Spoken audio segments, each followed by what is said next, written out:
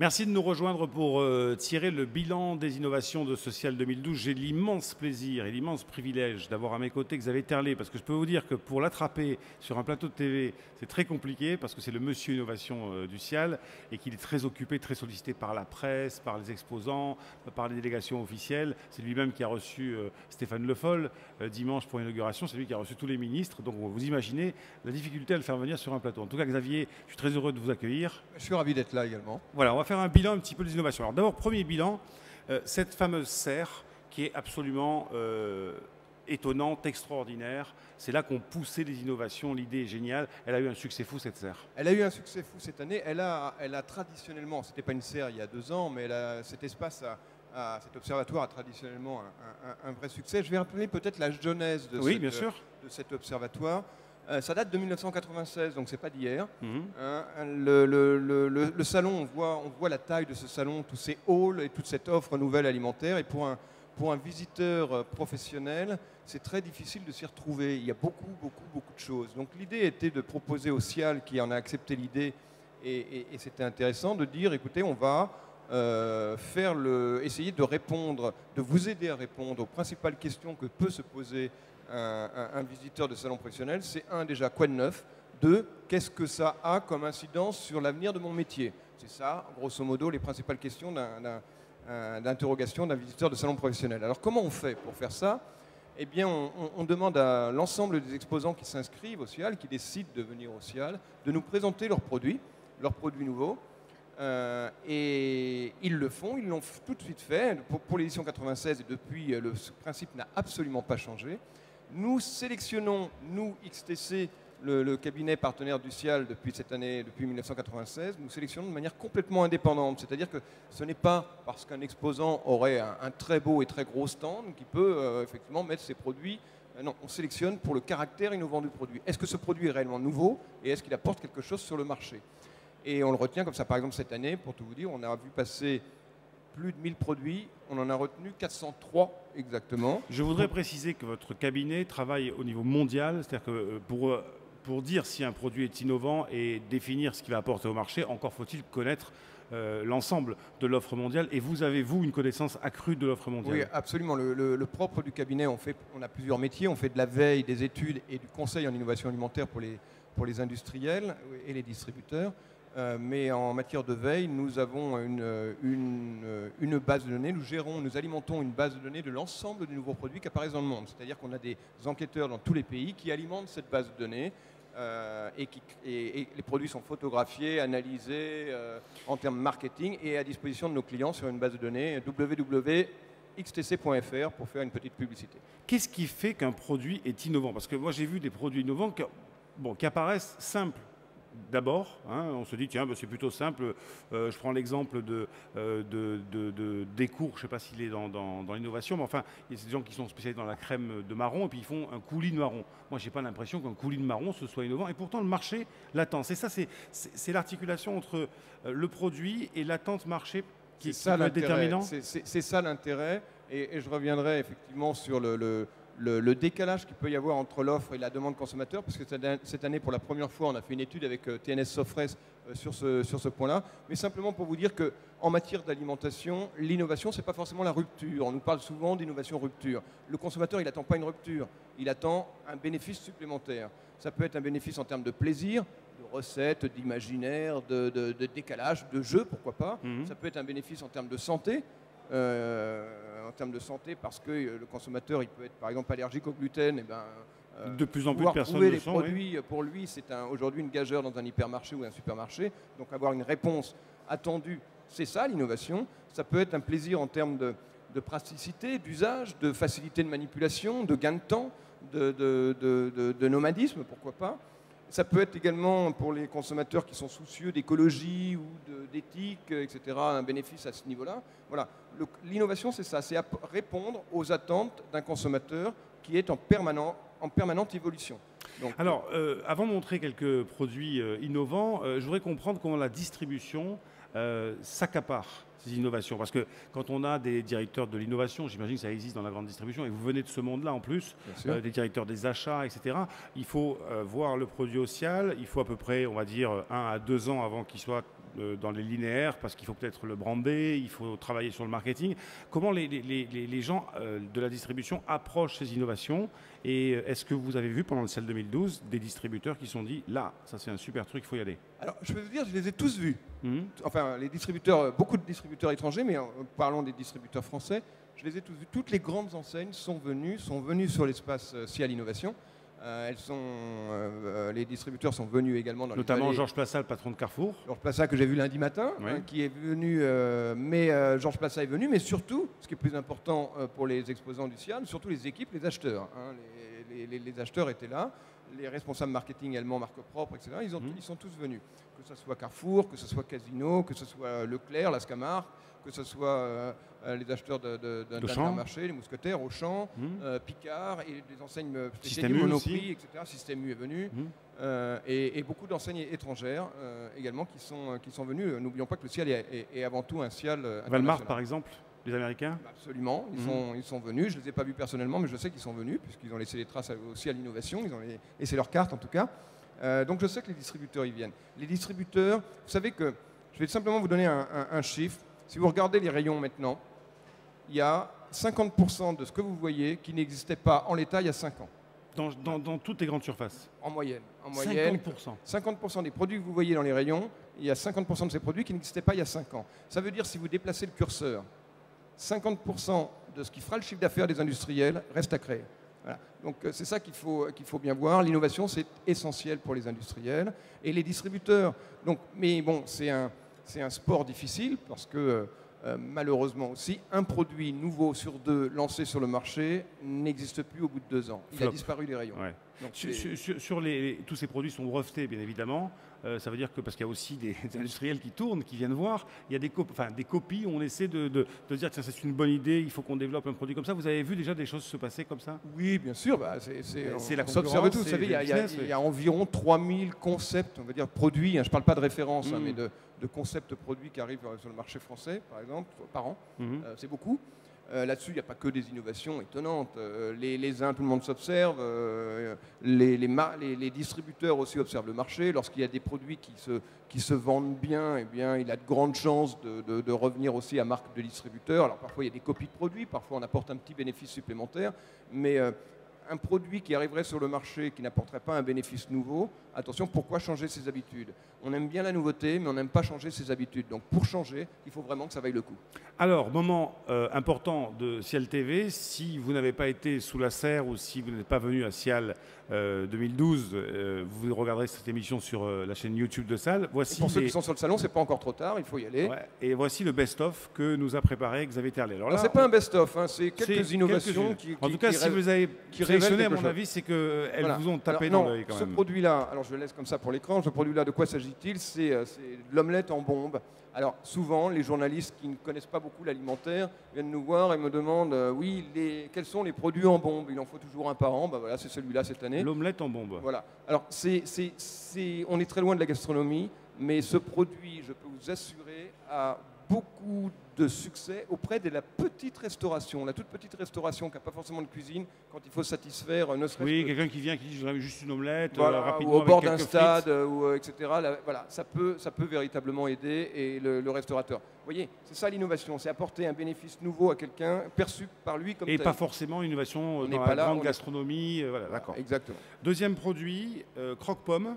Alors croque-pomme, bon, c'est intéressant. La PME française qui lance ça avait lancé il y a 2 ans l'équivalent à base de légumes. C'est-à-dire que c'est un biscuit très bon avec 50% de fruits ou de légumes dans sa composition. Et c'est quoi, c'est un biscuit apéritif? C'est un biscuit apéritif. Là, en l'occurrence, il est plutôt sucré, il peut aller avec les glaces. Mais avec légumes, c'est pour l'apéritif. Vous avez, par exemple, échalote, betterave échalote ou carotte cumin, etc. Et pour l'apéritif, je suis sûr que c'est surprenant comme goût. Et c'est essentiellement, en tout cas à plus de 50%, à base de légumes. Oui, donc c'est aussi nutritionnellement voilà, c'est correct. plébiscité par les nutritionnistes. Et en plus, c'est bon. Donc ça a vraiment un intérêt à ce niveau-là. Alors ça, je crois qu'on a déjà parlé sur Cial TV, c'est l'huile de homard. Voilà, c'est un des succès de cette année. Oui, tout à fait. Médiatique. Et pourquoi? Il est important aujourd'hui, quand on parle de tendance, et on est là un petit peu pour ça aussi, de voir que évidemment, l'offre nouvelle qui est sur social et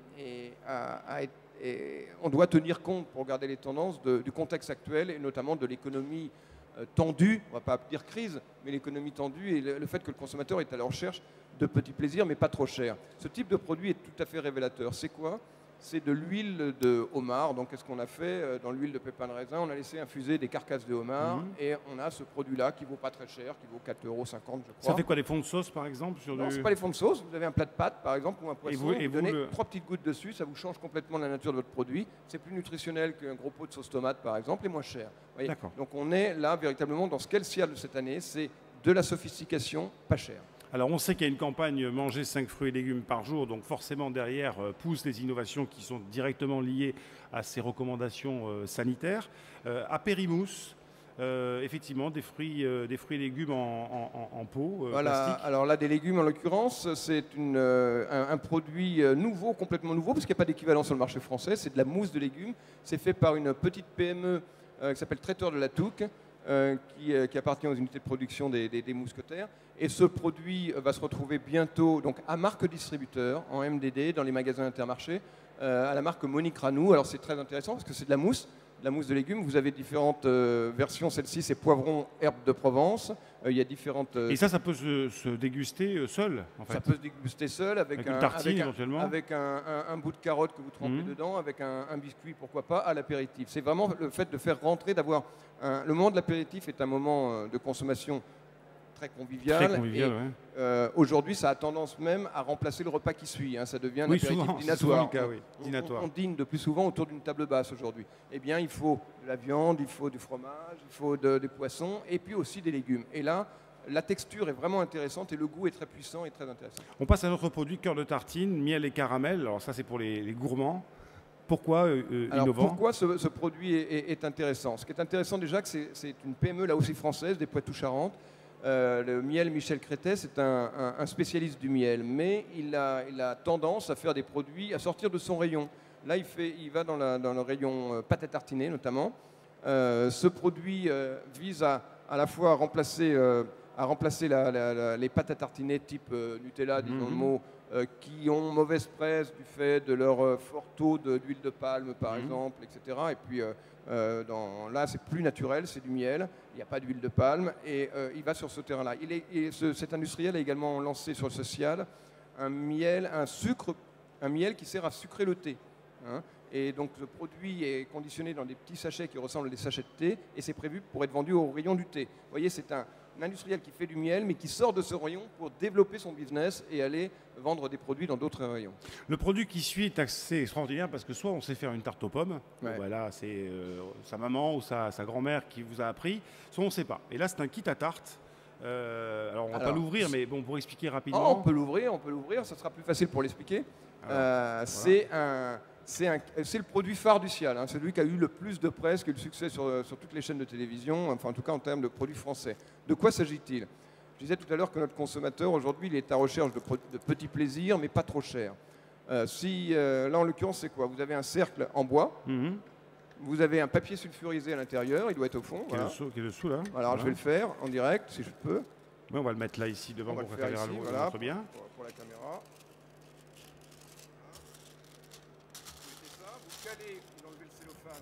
Vous enlevez le cellophane et vous calez votre fond de tarte en biscuit très riche en beurre, comme ça. Et vous allez chercher chez vous tous les fruits que vous avez. Vous les épluchez, vous les coupez, vous tassez ça, vous mettez ça 1 heure au four. Vous avez, j'ai essayé, et aujourd'hui je suis le roi du monde en pâtisserie, je peux vous assurer pour mes enfants. Vous avez une tarte aux fruits qui est digne d'un dessert de chez Le Nôtre ou qui vous aurait coûté peut-être 20 ou 25 € dans une pâtisserie, et ça vaut ça 3,50 €. Ah voilà, parce que c'est la question que j'avais posée, c'est qu'au Cial, l'innovation a aussi, je dirais, son pricing. C'est-à-dire qu'on sait quand on présente un produit à peu près ce qui va coûter sur le marché. Oui, à peu près, on sait à peu près. Après, en tout cas, vous posez la question. Mais à ce niveau-là, les industriels ont un choix, et puis les distributeurs font aussi un petit peu ce qu'ils veulent. Donc c'est jamais le taux de marge, on ne le sait pas exactement, mais ce produit-là ne vaut pas très cher au regard de ce qu'il apporte au consommateur. Rapidement, un produit choco noisette. Alors là encore, sans huile de palme, sans gluten. Bon là, on va le dire, ça remplace un peu la crème qu'on connaît bien. est-ce que c'est vraiment une innovation? Parce que finalement, Bien on sûr. répond est-ce à que- une demande sociétale, plus d'huile de palme, plus de gluten parce qu'il y a des allergies au gluten. Est-ce que finalement, c'est pas un petit peu, À entre guillemets, facile comme à innovation? partir du moment où on répond à un besoin de consommateur et que ce besoin n'est pas satisfait sur le marché, la réponse est une innovation. Je ne me pose pas de questions. On n'a pas besoin de faire J'ai compris. des pizzas bleues en forme d'étoile pour étonner le consommateur. Ça ne se vend pas de toute façon. Donc là, c'est une véritable innovation parce que c'est une pâte à tartiner. Il n'y a pas d'OGM, il n'y a pas d'huile de palme, il n'y a pas de gluten non plus. Donc on est véritablement sur une attente aujourd'hui qui n'est pas satisfaite dans la mesure où les pâtes à tartiner aujourd'hui sont bourrées d'huile de palme. Donc c'est pour ceux qui n'en veulent pas, ce produit se satisfaire. Donc c'est une innovation. Autre produit, Voilà, la graine. Là, c'est un produit qui a eu un award d'innovation sur social. C'est un produit anglais. Good Seed, bonne graine. La graine revient beaucoup dans l'alimentation. L'alimentation, Pourquoi? Parce que la graine, c'est le végétal, c'est même l'essentiel, l'essence même du végétal. La graine, c'est la vie, et c'est un pouvoir symbolique très très fort. Et surtout, c'est un apport en goût important, et c'est un apport en texture important. C'est-à-dire qu'on la retrouve partout, la graine. Dans des yaourts, dans des graines à saupoudrer pour la salade, comme c'est le cas ici. La graine vraiment devient un ingrédient phare sur social. et là, elle est composée de quoi, cette graine? Voilà, il y a différentes variétés. Celle-ci, c'est qu'est-ce qu'on nous dit? Bon, la graine de chanvre. Il y a différents goûts qui peuvent. C'est pour pouvoir agrémenter sa salade, ou pouvoir la mettre dans la cuisine en tant qu'ingrédient. Vous savez que on l'a vu, le consommateur il a retrouvé le chemin de la cuisine. Et aujourd'hui, on a plaisir à cuisiner. Je passe sur les émissions comme Masterchef, Top Chef, etc. Donc, il faut au consommateur des produits qui lui répondent à son attente. C'est ça l'innovation aussi. C'est pas, on est à la chemin, au milieu entre les produits qui sont tout faits ou les produits où il y a tout à faire. C'est des produits aide-moi à le faire, en quelque sorte. Aide-moi à bien le faire. Alors, s'il y a bien un produit qui symbolise ce que vous venez de dire, c'est celui-ci, c'est eau de safran, Ouais. prêt à l'emploi, c'est pour les salades, j'imagine, par exemple. Alors c'est pour tout ce qu'on veut, si on aime le safran. J'ai vu le chef Gilles Choucroune, que vous avez peut-être reçu ici sur le plateau TV. Je l'ai vu utiliser dans une recette ce produit-là sur le plateau La Cuisine TV du Ciel. Alors c'est simple, le safran on le connaît en filament, c'est très cher.